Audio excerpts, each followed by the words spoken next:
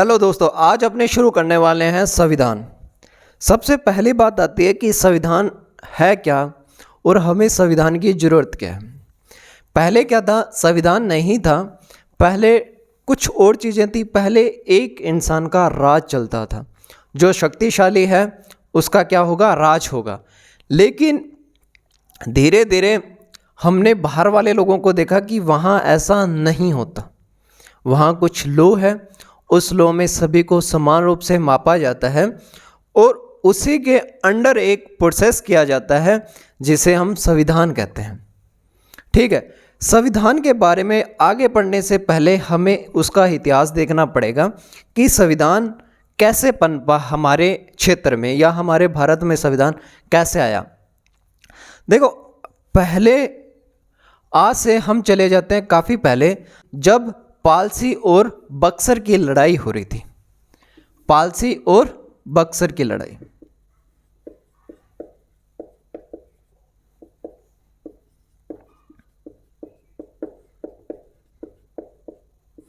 Palsy और बक्सर का युद्ध सबको पता है कि जीता था ब्रिटिश सेना ने।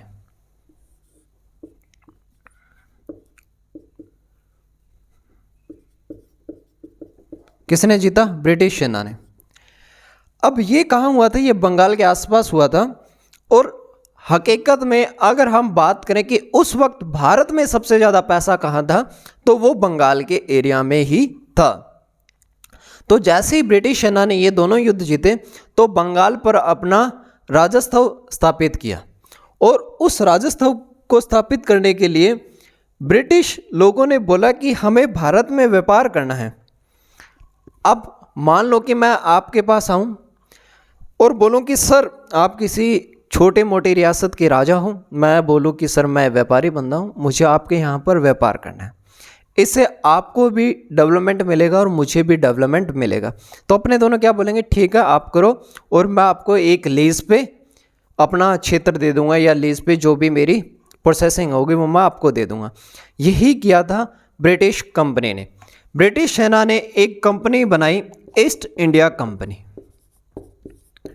ईस्ट इंडिया कंपनी जो शुरू में आई तो व्यापार करने थी, पर धीरे धीरे इसने भारत देश को गुलाम बना लिया।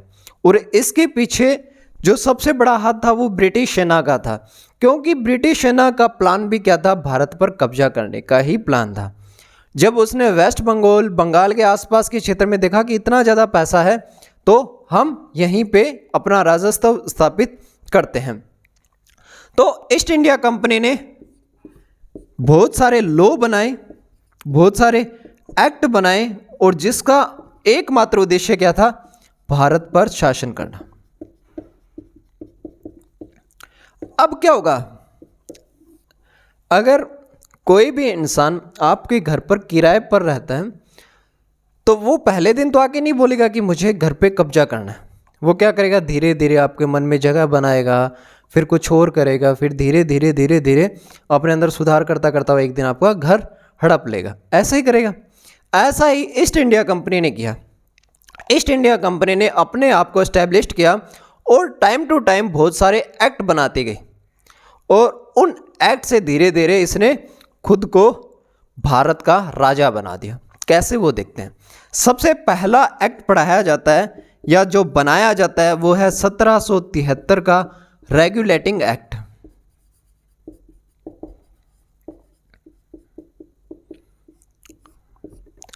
अब ब्रिटिश सेना द्वारा जो स्थापित ईस्ट इंडिया कंपनी थी, उसको पता था कि अगर हमें भारत में रहना है तो हमें अपने प्रशासन की नींव रखनी पड़ेगी, जो प्रशासनिक कार्य करे और जो राजनीतिक कार्य करे।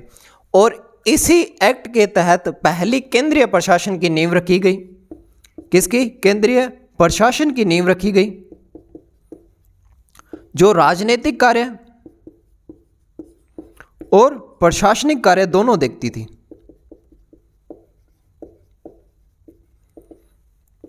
ठीक है, बंगाल में एक अंग्रेजी अफसर को छोड़ा गया, जिसे पहले गवर्नर कहते थे और बाद में गवर्नर जनरल कहा गया।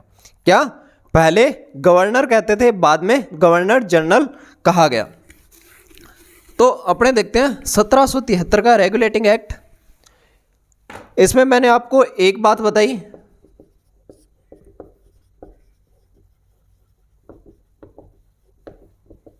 कि क्या किया गया, केंद्रीय प्रशासन की नींव रखी गई।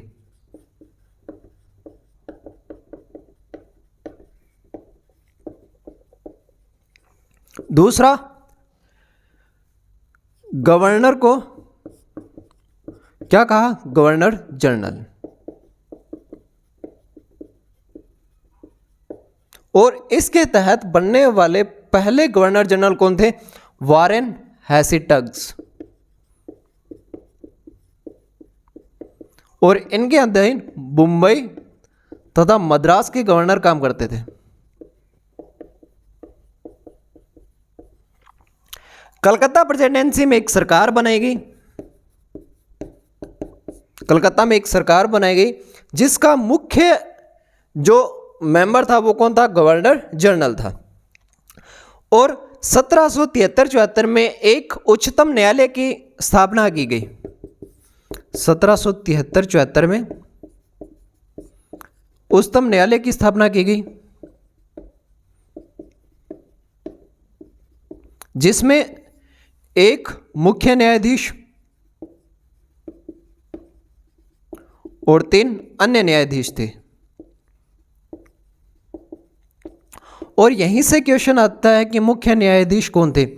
तो कलकत्ता में जो सबसे पहली कोर्ट उच्चतम न्यायालय बनाया गया उसका मुख्य न्यायाधीश था sir Elijah Impey, sir Elijah Impey. अन्य न्यायाधीश थे चैम्बर्स, लिमेस्टर और हाइट, लिमेस्टर और हाइट। इस एक्ट के तहत बोला गया कि जो ईस्ट इंडिया कंपनी में कर्मचारी काम कर रहा है उनके लिए 2 कंडीशन है। पहली कंडीशन कि वो अपना व्यापार नहीं कर सकते। क्या नहीं कर सकते, आप अपना व्यापार नहीं कर सकते। दूसरा, आप इंडियन पीपल से किसी भी तरह की रिश्वत और किसी भी तरह का उपहार नहीं ले सकते। क्या नहीं ले सकते, पहले आप रिश्वत नहीं ले सकते, आप खुद का निजी व्यापार नहीं कर सकते और आप किसी भी इंडियन पीपल के द्वारा कोई भी गिफ्ट एक्सेप्ट नहीं करेंगे।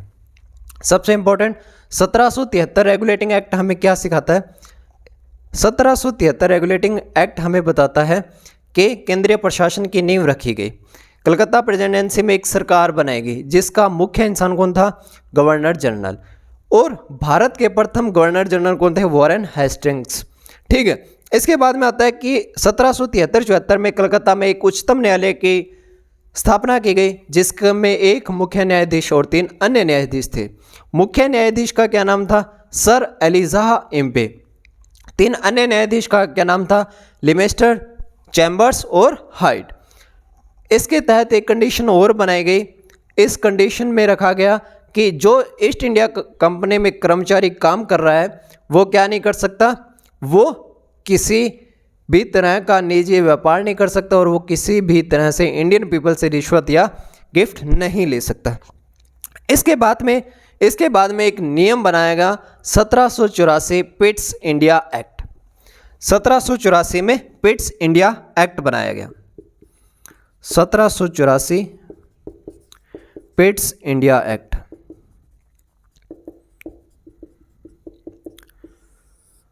1784 में ब्रिटिश गवर्नमेंट ने बोला कि हम 2 तरह के बोर्ड की स्थापना कर रहे हैं।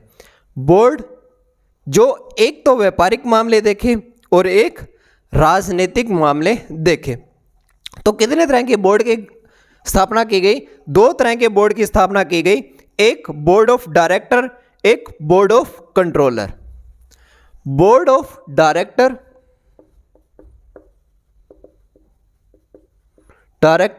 और बोर्ड ऑफ कंट्रोलर।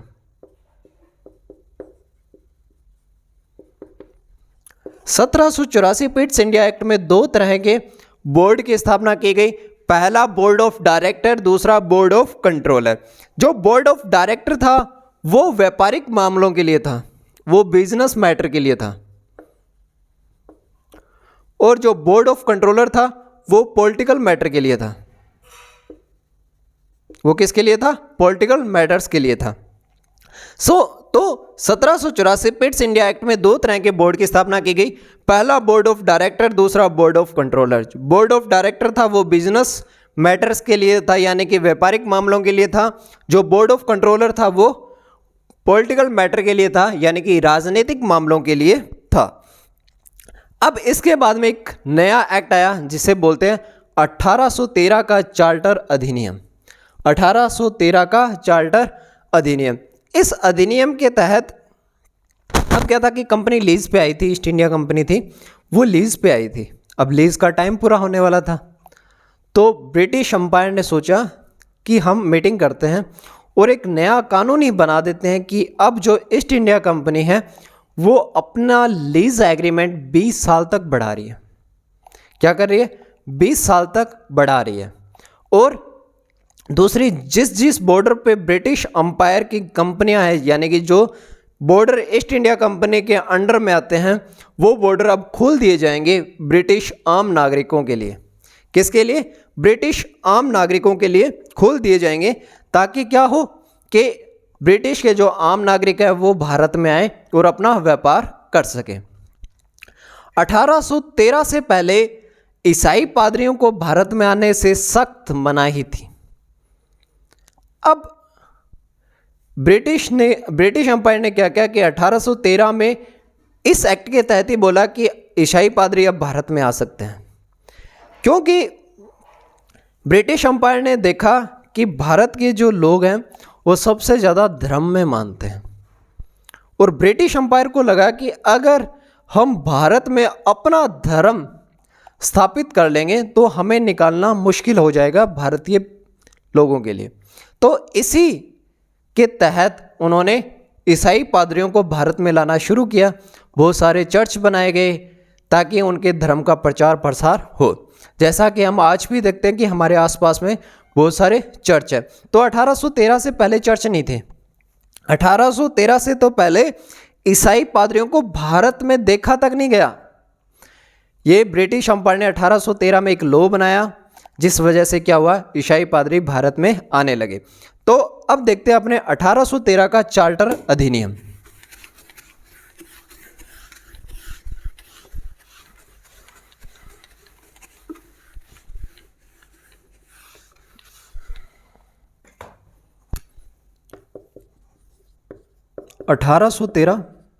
चार्टर अधिनियम।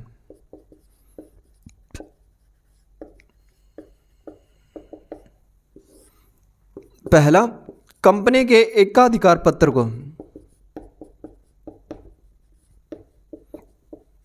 पत्र को या एग्रीमेंट को कितने साल के लिए बढ़ाया गया? 20 साल के लिए बढ़ाया गया। ठीक है। कुछ बॉर्डर को ब्रिटिश पीपल्स के लिए खोल दिया गया ताकि वो क्या कर सके? बिजनेस कर सके। 1813 के बाद ईसाई पादरियों